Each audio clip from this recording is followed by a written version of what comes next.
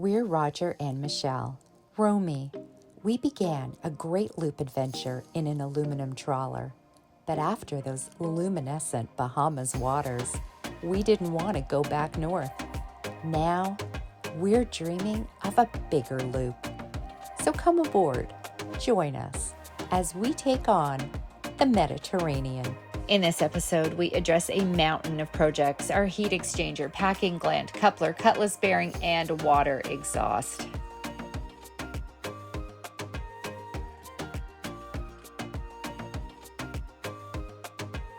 What's that? Well, the next job is to take off the heat exchanger. I have an empty hose here, so I'm just seeing if there was any fluid in it, and well, there is. A little bit of antifreeze, or something that used to resemble antifreeze. Well, with my lame tools, I can't crack these to open up to have a look at the heat exchanger. Yeah. The tube, they call it. Now, it's running properly, it's heating properly, so it's certainly not blocked, but I was more just idle curiosity to have a look.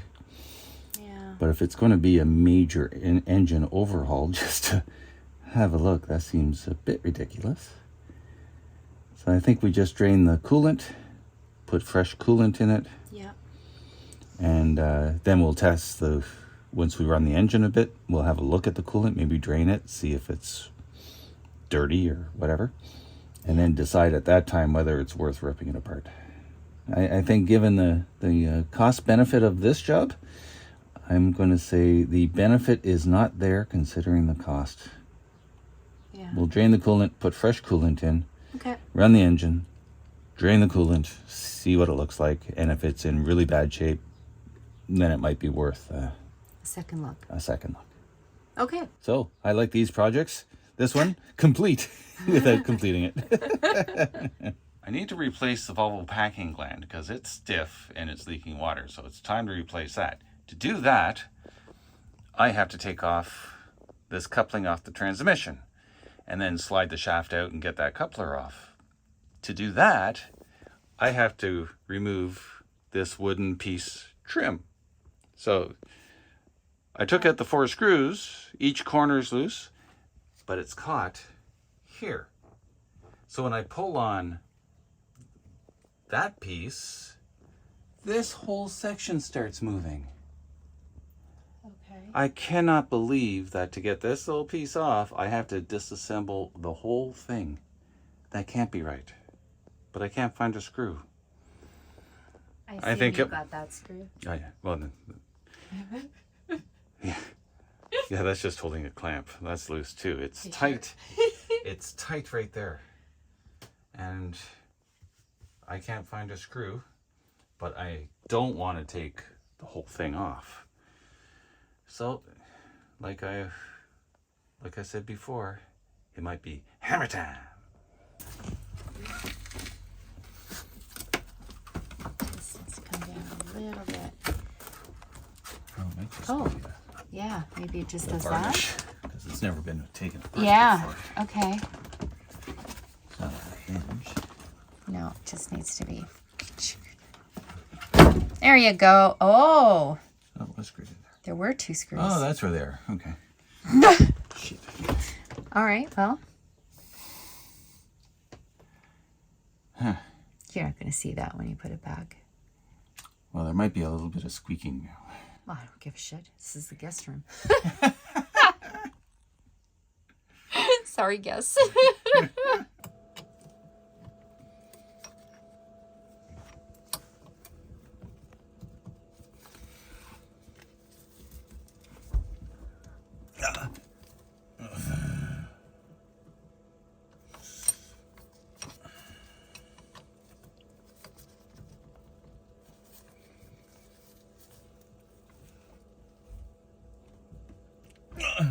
Well, without the appropriate tools, this is just way too tight. I can't get it off with my little short wrench. I need the torque. So short of buying a whole new tool set to do this job, this is another job that I'll give to the yard because they have all the tools. Yeah. So we'll get them to replace the cutlass bearing. Yeah. As well as this shaft seal. Yeah. And then at least we'll get that done. Yeah. Tonight we are going to shine a bright light in the muffler, see if we can see daylight outside of cracks to determine whether it's the muffler that's leaking or maybe it was the pipe that was leaking. Failing that, once we get the turbo back and put the engine together, we can start it up and see exactly where the exhaust is coming out, if it is anymore. Last night we did the light test through the water muffler. Didn't see any light, so we had a good night's sleep thinking that everything was peachy. So last night I thought, well, actually a better test would be to fill it full of water. If it holds water, then it's not leaking. So I put water in it and it leaked. It leaked at the front, actually. I was looking at the back and going like, well, where's all this water going? Well, it's the front. So now I have to get it out. I got the exhaust pipe off that nipple there. And I took the exhaust pipe off this nipple to take the water exhaust out, which slides under the engine and goes at the front. No problem at all. Of course, the only problem I have is this is too tall. It's not going to slide underneath the stringer. And I don't know if it's screwed on there or if the builders at Jeanneau put this in first and then dropped the engine on top of it. And what did you just do? I'm so proud of you. Working on the engine. I need a tool underneath the couch here. So I went to grab, I checked my hands, then I went, see, I'm clean before touching anything. I approve. Thank you, sweetie. The wisdom of the internet says that that screws out.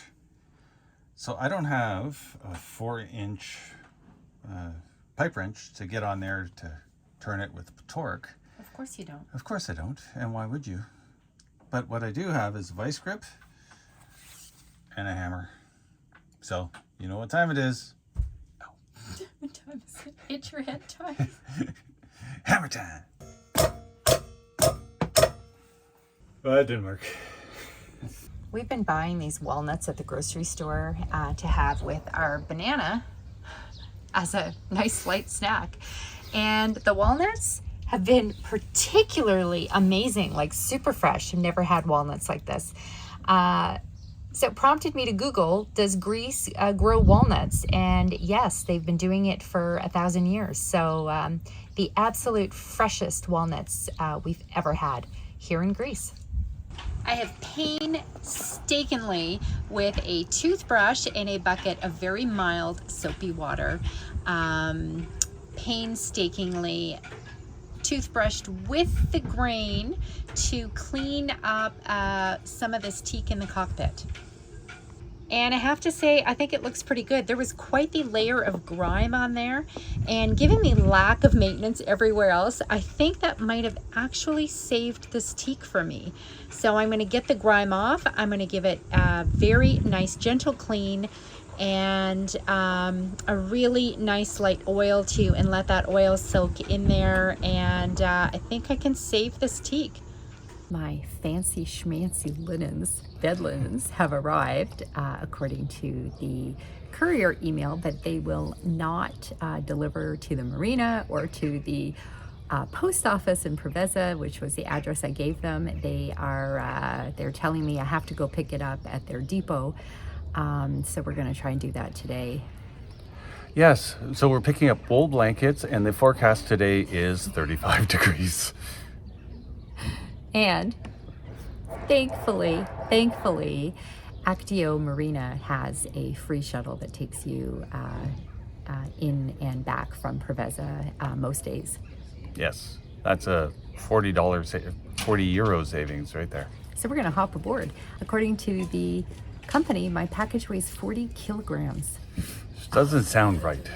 It's only bedding for 3 beds. Yeah. I don't get it. That was as heavy as our Vulcan anchor. So I'm thinking they may have mixed that up a lot. 40 pounds maybe? So, 20 kilos maybe? Wow. I got all my bedding. It's amazing. I'm in love with it. Linen duvet covers and double layer merino wool blankets. I mean, this stuff is gorgeous. The only issue is the engine work still all needs to be done, and that exhaust leak needs to be repaired. So I'm just gonna have to leave it in its packaging and wait patiently until the day I can take it out and actually put it on the guest beds. That exhaust port just doesn't want to come off. I tried a number of things. I bought this wrench, grabbed onto the pipe, applied force onto it. It wasn't budging. I hit it with a hammer. That didn't work. I grabbed my hacksaw. I thought, well, I'll just trim off what I need. And well, that's like, it's not even making a dent. And so now I'm using some penetrating oil inside there. Hopefully it can get through that little crack. I'll spray that for the next couple of days. Go back to the big wrench. If that fails, then I think we break out the big boys. I buy myself a grinder and just rip it to shreds. That sign. Okay. This place is incredible. We needed our documents to be notarized, and the government authority that's responsible is the Kerr office, which is a community government office. We went in there, stamp. He checked our passports, stamped everything, said have a wonderful day. It took less than 5 minutes. Incredible. We asked if there was a fee, if there was any money. He's no. No fee. No, wonderful. Yeah. Thank you, great government. Yeah, they're awesome. The boat is registered. It is flagged Canadian. Woo-hoo.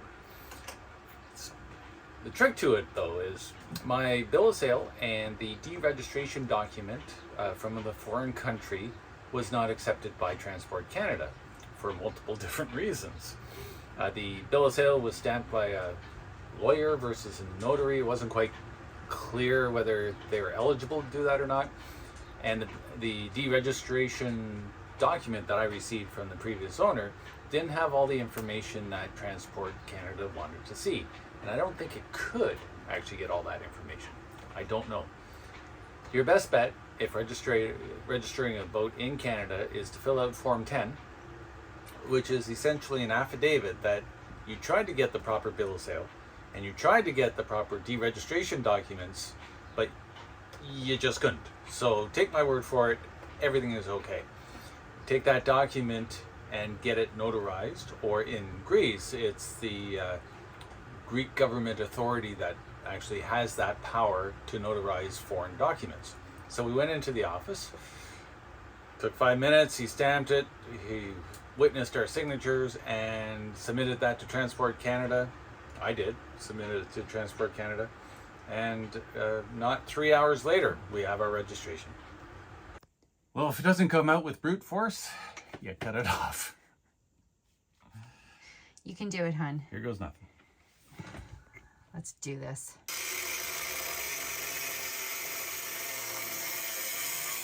I feel it. This is the last cut.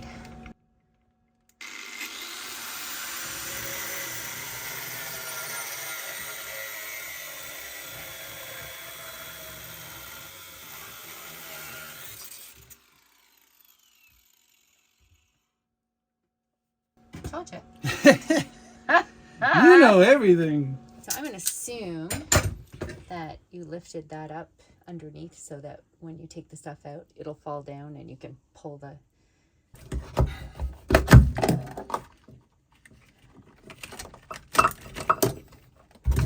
So, is it going to come out? Well, let's go see. Towel down. Towel down. Here. Do you need gloves on? I don't think so. We'll Okay. see.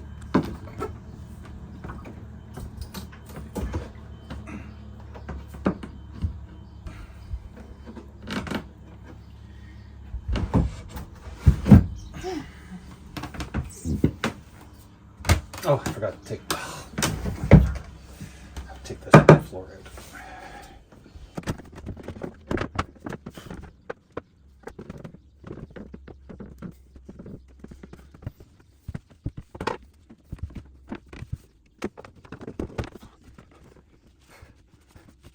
Exhaust removal, take 2.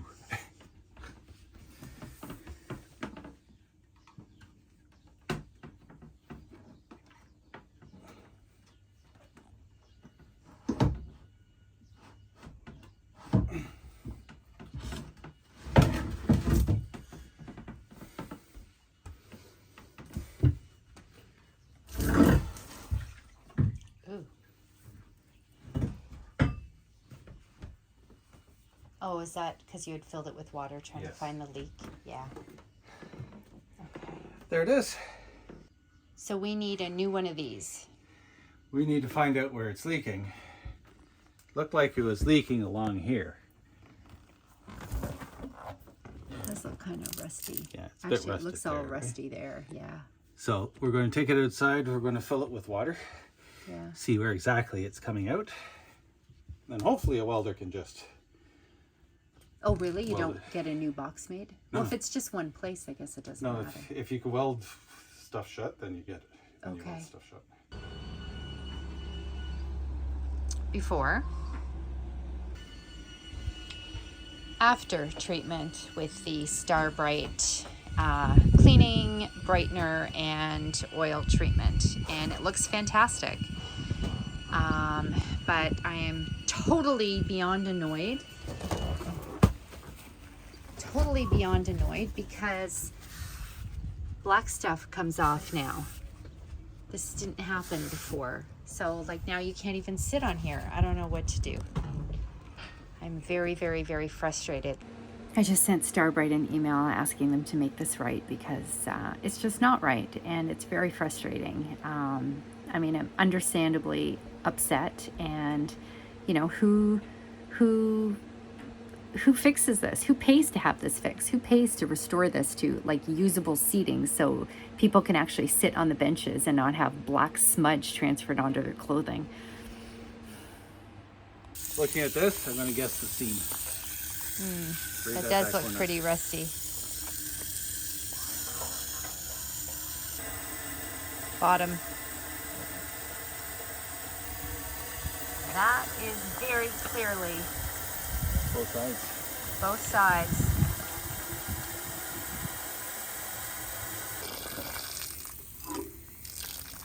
Okay, so is it coming from anywhere else? I'm just checking. Okay, that bottom hole. Oh, Watch it leak. yep. I would think just Now what? weld a piece on the end of this here. Yeah. I mean, I don't care that it leaks in there.